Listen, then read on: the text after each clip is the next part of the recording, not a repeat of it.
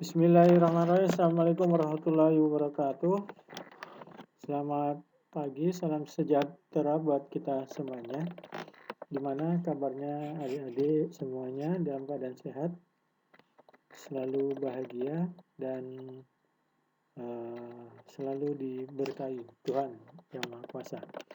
Baik, pagi ini kita akan bahas mengenai teori pertumbuhan. Salah satu yang terkenal itu adalah teorinya Rostow. Jadi Rostow ini dikenal sebagai ekonom Amerika. Dia juga sebagai bapak teori pembangunan dan pertumbuhan. Rostow pula yang membuat perbedaan antara terminologi negara berkembang dengan negara maju. Jadi di dunia ini ada dua kelompok negara, negara berkembang termasuknya Indonesia dan negara maju. Negara maju itu seperti negara Eropa, Jepang, Amerika dan sebagainya. Jadi teori Rostow ini menjelaskan terkait modernisasi yang dilihat dari aspek pertumbuhan ekonomi. Beliau mengatakan bahwa faktor manusia merupakan faktor utama dari pertumbuhan ekonomi. Teori pertumbuhan Rostow ini nanti dijelaskan secara rinci dalam skema 5 tahap atau 5 stage skema dari tradisional menuju modern. Sikap manusia tradisional ini dianggap sebagai masalah yang menghambat kemajuan dan harus dilakukan perubahan. Ada tahapan pertumbuhan ekonomi menurut Rostow itu ada 5. Pertama ada masyarakat tradisional, yang kedua masyarakat prakondisi lepas landas, yang ketiga itu adalah lepas landas, yang keempat itu bergerak ke dewasaan, yang kelima itu konsumsi massal. Kita lihat yang pertama itu masyarakat tradisional. Apa ciri-ciri dari masyarakat tradisional itu? Yang pertama adalah fungsi produksinya terbatas yang ditandai cara produksi yang masih primitif. Jadi pada masyarakat tradisional ini masih mengandalkan cara-cara lama, mengandalkan teknologi sederhana. Yang kedua, cara hidup yang dipengaruhi oleh nilai-nilai kurang rasional. Yang ketiga, produktivitas pekerja sangat rendah. Yang keempat, struktur sosial bersifat hierarki, di mana kedudukan sosial seseorang tidak banyak berubah. Yang kelima, pusat kekuasaan berada pada tuan tanah, di mana kebijakan pemerintah sangat dipengaruhi oleh pandangan tuan tanah tersebut. Selanjutnya, yang kedua dari teori Rostow ini adalah masyarakat prakondisi lepas landas atau tahap pembentukan prasyarat tinggal landas.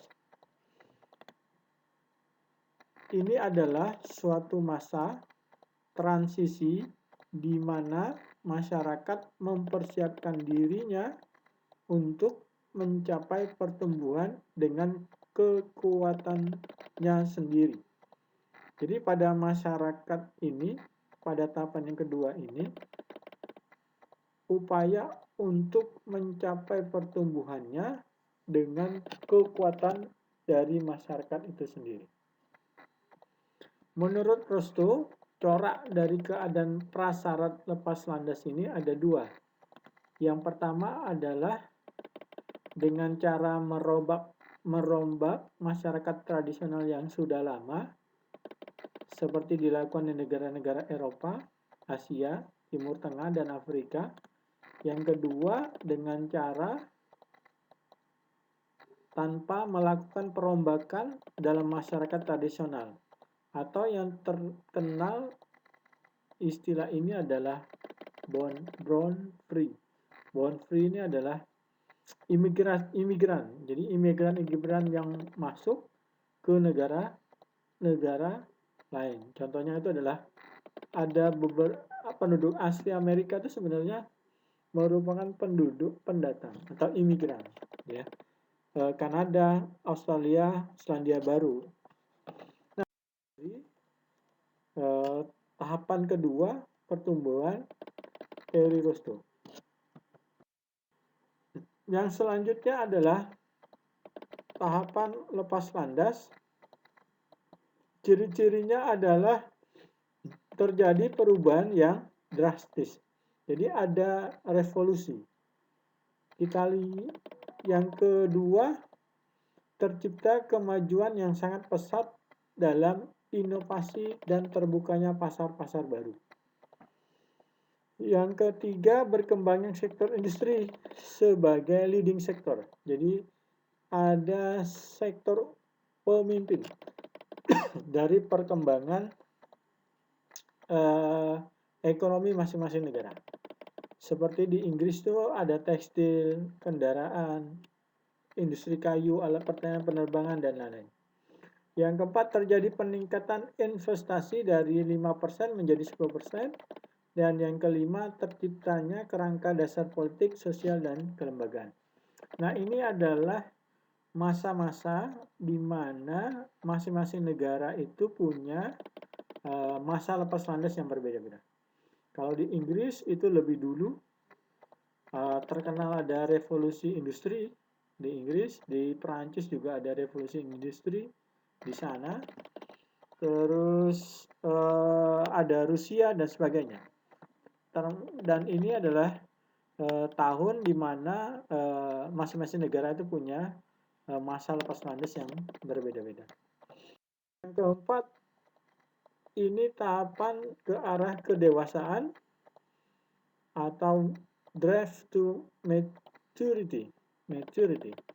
Jadi adalah suatu masa di mana masyarakat secara efektif sudah menggunakan teknologi modern pada hampir semua kegiatan produksinya. Pada masa ini akan lahir leading sektor baru yang menggantikan leading sektor yang sudah mengalami kemunduran. Misalnya Inggris, leading sektornya industri tekstil diganti dengan industri besi. Leading sektor yang baru ini nanti ditentukan yang pertama adalah perkembangan teknologi, kekayaan alam, yang ketiga bentuk lepas landas yang terjadi, dan 4 adalah kebijakan pemerintah. Nah, karakteristik dari tahapan ke arah kedewasaan ini merupakan karakteristik non-ekonomis yang ciri-cirinya satu, struktur dan keahlian tenaga kerja mengalami perubahan. Yang kedua, leading sektor pertanian menurun dan industri meningkat. Jadi ada perubahan struktur ekonomi dari pertanian menuju industri. Yang ketiga, kepemimpinan dalam perusahaan mengalami perubahan di mana peran manajer perusahaan semakin penting. Yang keempat, masyarakat secara keseluruhan merasa bosan dan muncul kritik terhadap industrialisasi. Yang kelima, ini adalah tahapan terakhir dari teori Rostow. Ini adalah tahapan konsumsi tinggi, masa di mana perhatian masyarakat lebih menekankan kepada masalah kesejahteraan dan konsumsi lagi kepada masalah produksi. Jadi dalam tahapan ini terdapat 3 tujuan masyarakat atau negara yang bersaing mendapatkan sumber daya dan dukungan politik. Yang pertama adalah memperbesar kekuasaan dan pengaruh negara ke luar negeri dalam bentuk menaklukkan negara lain, menciptakan welfare state, yaitu kemakmuran yang lebih merata bagi penduduk melalui sistem perpajakan yang progresif. Ini dilakukan Indonesia. Sekarang ini pajak itu kalau lebih dari satu namanya sudah kena progresif. Dan ketiga, meningkatkan tingkat konsumsi masyarakat terhadap barang mewah dan tahan lama yang melebihi konsumsi keperluan pokok seperti makan, pakaian, dan perumahan. Jadi itu adalah 5 tahap pertumbuhan ekonomi dari masing-masing negara. Dan Rosto ini melihat pertumbuhan ekonomi 5 step ini merupakan belajar dari sejarah perkembangan dari masing-masing negara. Bagaimana implikasinya teori Rosto di Indonesia? Nah, kalau zaman Orde Baru, dulu kita mengenal tahapan pembangunan di Indonesia itu dengan istilah Repelita, rencana pembangunan 5 tahun. Jadi dalam pembangunan 5 tahun, mulai dari Orde Baru yang dipimpin oleh Presiden Soeharto, pada tahun 1969 sampai 1974, itu tujuannya adalah meningkatkan taraf hidup rakyat dan meletakkan dasar-dasar bagi pembangunan yang menekankan pada bidang pertanian. Arah kebijakan pembangunannya itu apa? Memberikan bibit unggul kepada petani, memperbaiki infrastruktur sektor pertanian. Nah, pada teori pembangunan Rosto ini dikenal dengan istilah tahapan yang pertama, masyarakat tradisional. Repelita kedua itu adalah tujuannya meningkatkan taraf hidup, kesejahteraan rakyat, dan meletakkan landasan kuat untuk tahapan pembangunan berikutnya. Jadi ini masih menekankan sektor pertanian, tetapi lebih kepada memenuhi kebutuhan pangan menjadi dasar tumbuhnya industri pengolahan.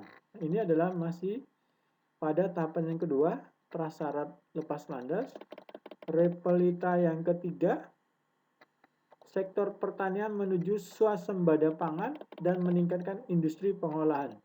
Ini juga masih dalam prasyarat lepas landas. Selanjutnya, yang kedua dari teori Rosto ini adalah masyarakat prakondisi lepas landas atau tahap pembentukan prasyarat tinggal landas. Ini adalah suatu masa transisi di mana masyarakat mempersiapkan dirinya untuk mencapai pertumbuhan dengan kekuatannya sendiri. Jadi pada masyarakat ini, pada tahapan yang kedua ini, upaya untuk mencapai pertumbuhannya dengan kekuatan dari masyarakat itu sendiri. Menurut Rosto, corak dari keadaan prasyarat lepas landas ini ada dua. Yang pertama adalah dengan cara merombak masyarakat tradisional yang sudah lama, seperti dilakukan di negara-negara Eropa, Asia, Timur Tengah, dan Afrika. Yang kedua, dengan cara tanpa melakukan perombakan dalam masyarakat tradisional, atau yang terkenal istilah ini adalah born free. Born free ini adalah imigran. Jadi imigran. Repelita keempat ini masih melanjutkan repelita ketiga, mulai meningkatkan industri yang menghasilkan mesin-mesin industri. Ini arah kebijakan pembangunan meningkatkan ekspor non-migas, mendorong swasta di bidang ekspor, penanaman modal, peningkatan efisiensi.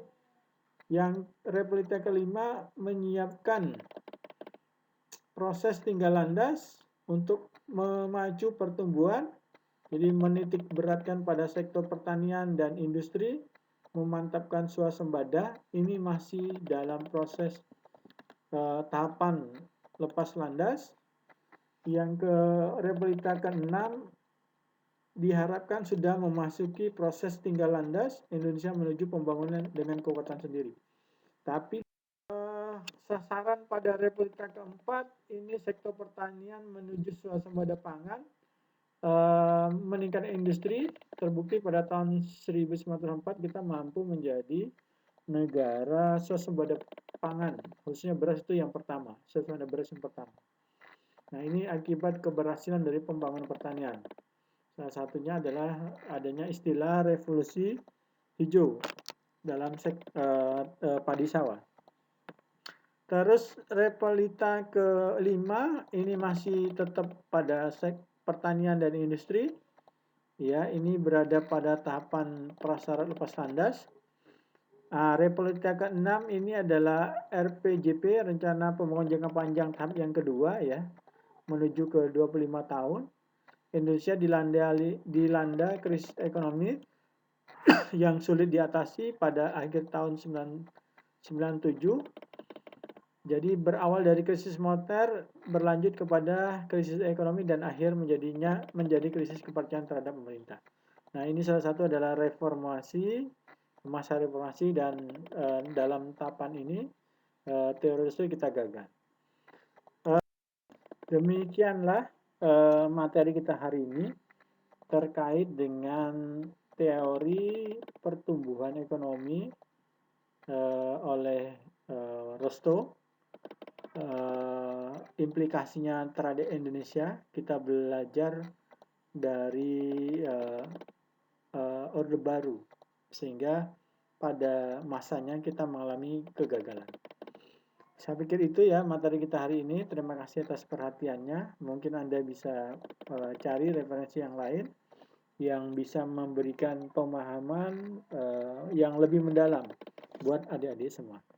Saya akhiri, wabillahi taufiq wal hidayah. Wassalamualaikum warahmatullahi wabarakatuh.